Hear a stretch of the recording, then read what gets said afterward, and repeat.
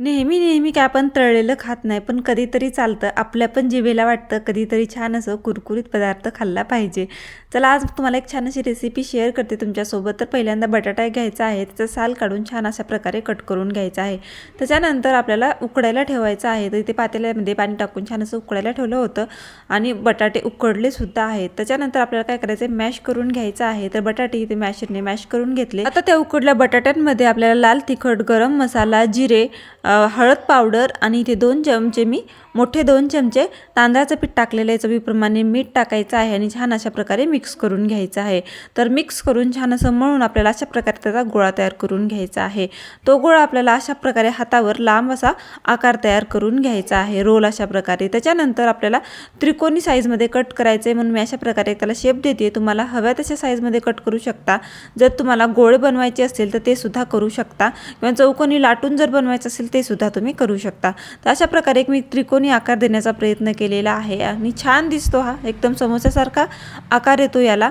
तर पाहू शकताय मस्त असा शेप आपला रेडी आहे. एकदम कुरकुरीत होण्यासाठी मी इथे काय केलेलं आहे, गव्हाचं पीठ घेतलेलं आहे.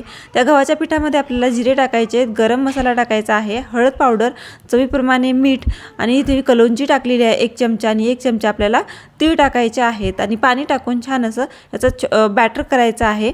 तर जास्त पातळ नका करू, अशा प्रकारे दाटसर बॅटर तयार करून घ्यायचं आहे. त्याच्यानंतर त्या बॅटरमध्ये आपल्याला अशा प्रकारे ते त्रिकोण टाकायचे आहेत आणि छान असं एक कोटिंग तयार करून आपल्याला गरम गरम तेलामध्ये हे तळायला टाकायचं आहे.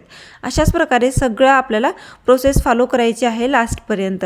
आपल्याला ते त्रिकोण जे आहेत त्याच्या बॅटरमध्ये बुडवायचे आहेत गव्हाच्या पिठाच्या आणि त्याच्यानंतर आपल्याला तळायला टाकायचे. त्याच्याने ना वरचं कोटिंग जे आहे एकदम कुरकुरीत होतं आणि अलटून पलटून 2 ते 3 वेळेस आपल्याला छान असा कलर येईपर्यंत आपल्याला तळून घ्यायचं आहे.